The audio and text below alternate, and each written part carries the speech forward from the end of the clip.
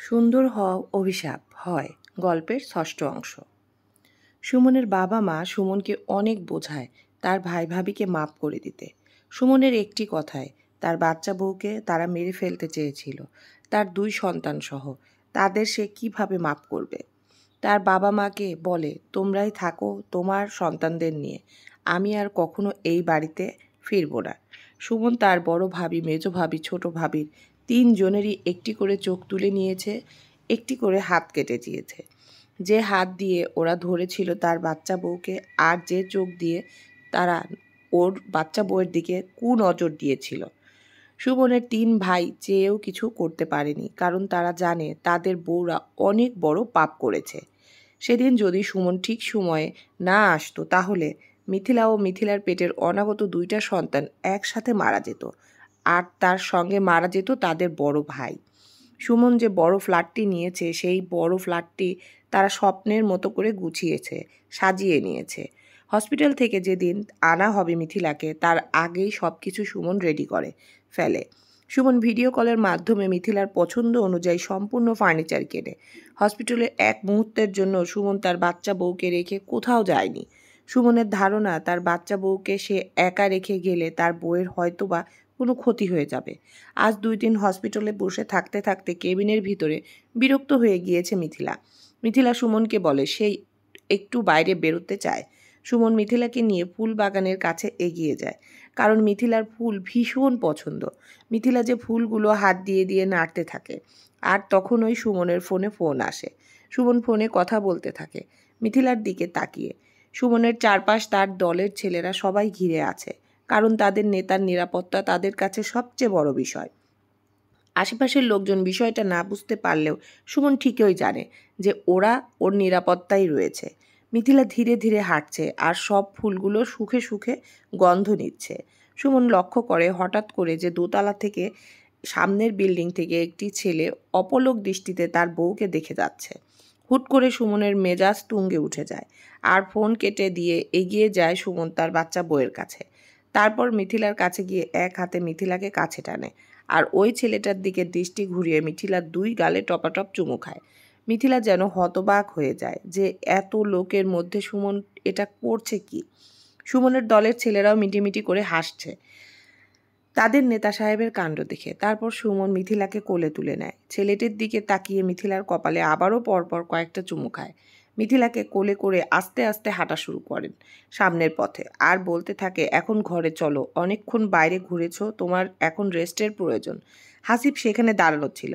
হাসিব সব কিছুই লক্ষ্য করেছে, আর হাসিব তমালকে বলেছে, দেখ বন্ধু আমার পুরোই পাগল, ওই ছেলেটার উপর থেকে দেখেছিল বলেই এই কাণ্ডগুলো ঘটিয়ে তার বাচ্চা বউকে নিয়ে ভেতরে চলে গেল। মিথিলা ফুচকা খাওয়ার জন্য জেদ করতে লাগলো, কিন্তু সুমন তো মিথিলাকে কিছুতেই বাইরে নিয়ে যাবে না। তাই মিথিলার জন্য সম্পূর্ণ ফুচকার দোকান নিয়ে চলে আসে কেবিনের ভিতরে। মিথিলা সুমনের পাগলামি দেখে অবাক হয়ে যায়, বলে, আপনি পুরো ফুচকার দোকান তুলে নিয়ে এসেছেন কেবিনের ভিতরে? তোমার জন্য চাইলে আকাশ থেকে চাঁদও এনে দিতে পারি, যদি তুমি চাও। মিথিলা খুশিতে চোখের পানি চলে আসে। সুমনকে বলে, আরে বোকা মেয়ে, তুমি কাঁদছো কেন? তুমি যে আমার জান, তুমি চাইলে যা চাইবে তাই হবে। তারপর ফুচকাওয়ালাকে নির্দেশ করে ফুচকা বানানোর জন্য। মিথিলা, লাবণী, মালা ওরা সবাই খুব মজা করে ফুচকা খায়। আর এখন মিথিলা একটু এইসব খাবার বেশি পছন্দ করে, কারণ প্রেগনেন্ট অবস্থায় টক জাতীয় খাবার প্রতিটা মেয়েরই ভালো লাগে। মিথিলা এক টক দিয়ে দিয়ে ফুচকা খাচ্ছে, আর মুখের এক এক সময় এক এক ধরনের শব্দ করছে। সুমন সেই শব্দ আর মুখ বিকৃতি করা দেখে নিজেকে আর কন্ট্রোল করতে পারছে না। সুমনের মনে হচ্ছে এক্ষুনি তার বাচ্চা বউয়ের ঠোঁটটা টুপ করে খেয়ে ফেলতে। ফুচকা আলাকে টাকা দিয়ে বিদায় করে দেয়, আর যত ফুচকার টক যা কিছু ছিল সবই রেখে দেয়। সুমনের কথা, সে তার বাচ্চা বউকে নিজে বানিয়ে খাওয়াবে, কারণ যখন মিথিলা ওইভাবে খাচ্ছিল ফুচকা আলা আর চোখে মিথিলার দিকে দেখছিল। এই কারণেই সুমন বেটাকে বিদায় করে দিয়েছে। ফুচকা খাওয়া শেষে মিথিলা ঝালে অস্থির হয়ে যায়।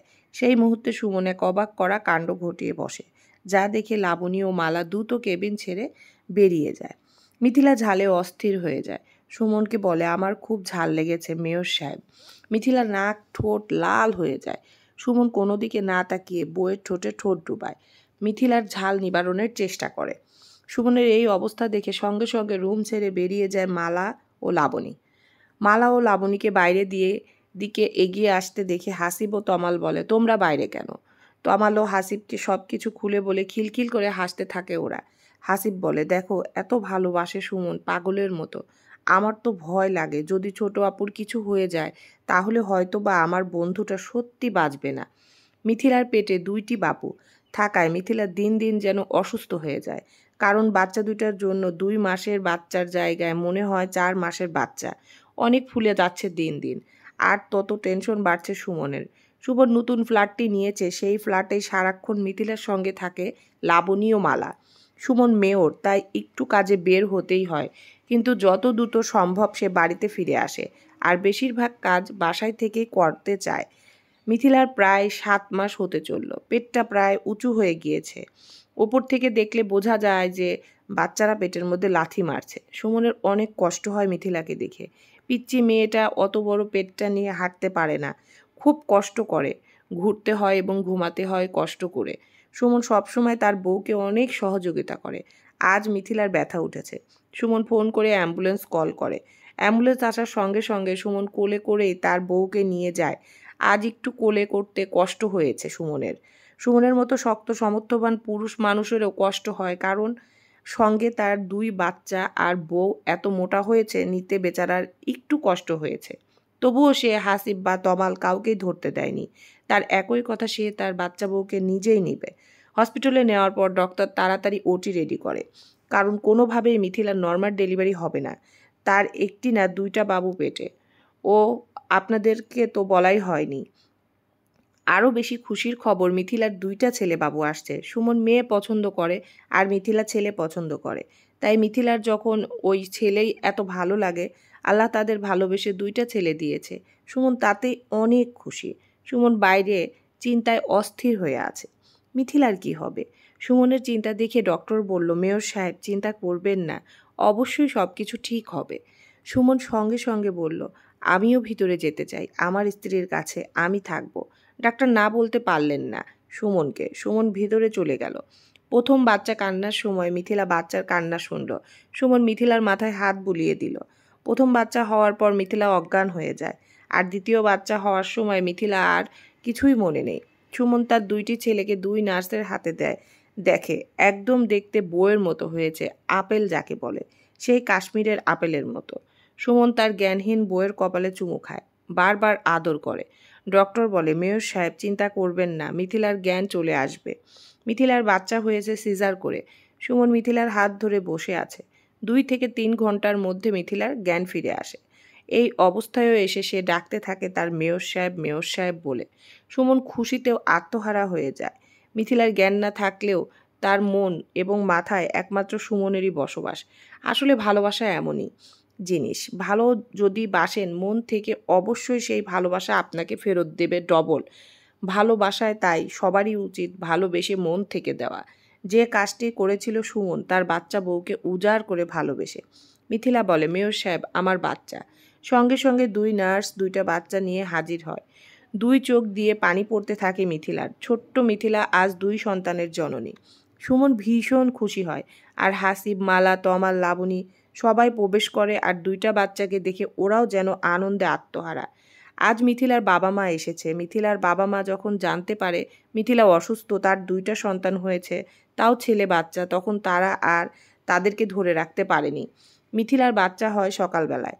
মিথিলার বাবা মা বিকালবেলায় মিথিলাকে দেখতে আসে। মিথিলার বাবা মাকে দেখে চোখের পানি ফেলতে থাকে মিথিলা। মিথিলার বাবা মা খুবই ভালো মানুষ ছিল। মিথিলার ভালোর জন্যই তারা চেয়েছিল মিথিলাকে তাড়াতাড়ি বিয়ে দিয়ে দিতে। মিথিলার মা রাগ করে এতদিন মিথিলাদের সাথে যোগাযোগ করতো না, কারণ বয়সের তুলনায় এত বড় একজন ব্যক্তিকে বিয়ে করাতে মিথিলার মা ভীষণ ক্ষেপেছিল। কিন্তু পরে যখন মিথিলার মা জানতে পারে যে সুমন সত্যি তার মেয়েকে অনেক ভালোবাসে আর তাকে রানীর মতো রেখেছে, আর সুমনের চরিত্রও খুব ভালো, তখন মিথিলার মার ভুল ধারণা ভেঙে যায়।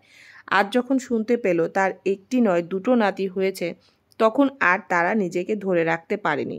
সঙ্গে সঙ্গে হসপিটালে চলে এসেছে।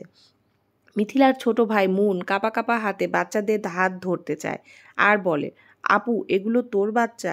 মিথিলার মা 2টা নাতিকে খুব আদর করে। নাতিদের কিভাবে যত্ন নিতে হয় সব কিছু করা শুরু করে। সুমন যেন নিশ্চিন্ত হয়, কারণ মিথিলা আজ ভীষণ ভীষণ খুশি। মিথিলার বাবা মা এসেছে, আর তার মিথিলা খুশি দেখে সেও খুশি। মিথিলার মা মিথিলার 2 ছেলের যত্ন করতে শুরু করে, তার সাথে কাজ করতে থাকে লাবণীও। আজকের রাতে তাদেরকে এখানেই থাকতে হবে, কারণ মিথিলার রিলিজ পাবে আরও 2 দিন পরে।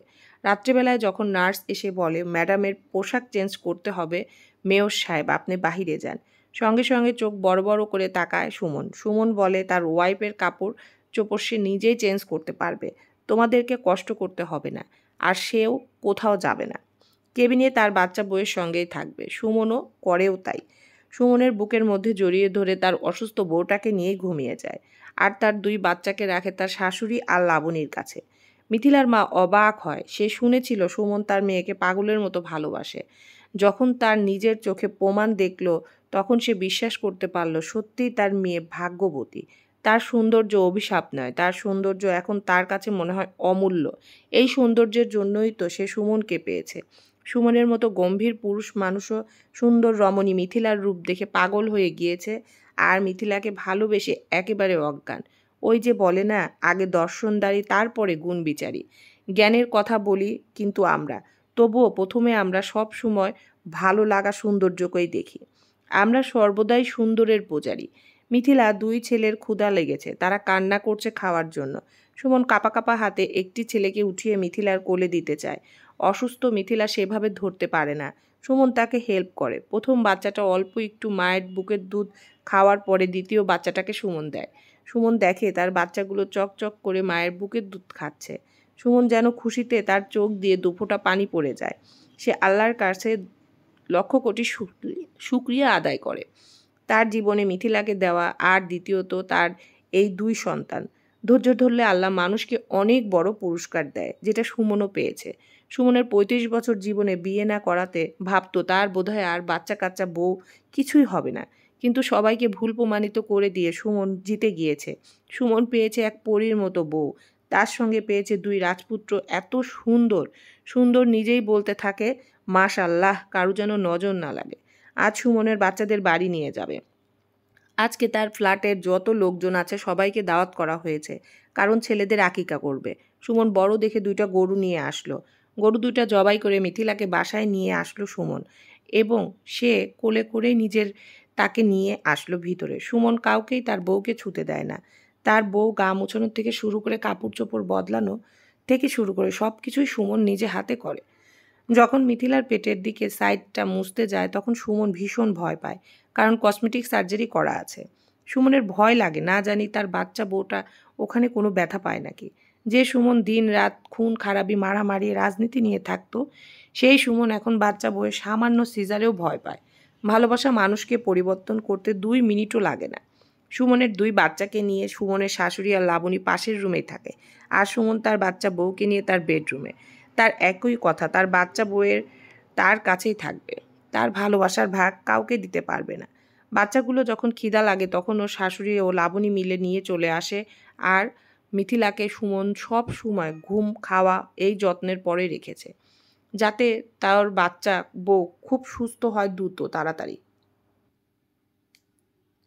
মিথিলাকে সুমন সবসময় ঘুম খাওয়া এই যত্নের উপরই রেখেছে, যাতে তার বাচ্চা বউটা খুব দ্রুত সুস্থ হয়ে যায়। আর তার বাচ্চাগুলো যেহেতু 2টাই বুকের দুধ খায়, তারাও যেন ভালোভাবে মায়ের বুকের দুধ পায়। সুমন আজ খুশির বন্যায় বলছে। সুমনের 2টা ছেলে দেখতে দেখতে 1 বছরের পূর্ণ হয়ে গিয়েছে। সারা বাড়িতে দৌড়ে বেড়াচ্ছে সুমনের 2 ছেলে, আর পিছে পিছে আর বাচ্চাদেরকে খাওয়ানোর জন্য প্রতিদিনই মিথিলা এইভাবে ওদের পিছু পিছু ছুটেছুটি করে বেড়ায়। সুমন সেটা 2 চোখ ভরে দেখে। সুমনের আজ সুখের সংসার, কোনো সুখের অভাব তার সংসারে নেই। মালা ও লাবণী দুজনেই মা হতে চলেছে।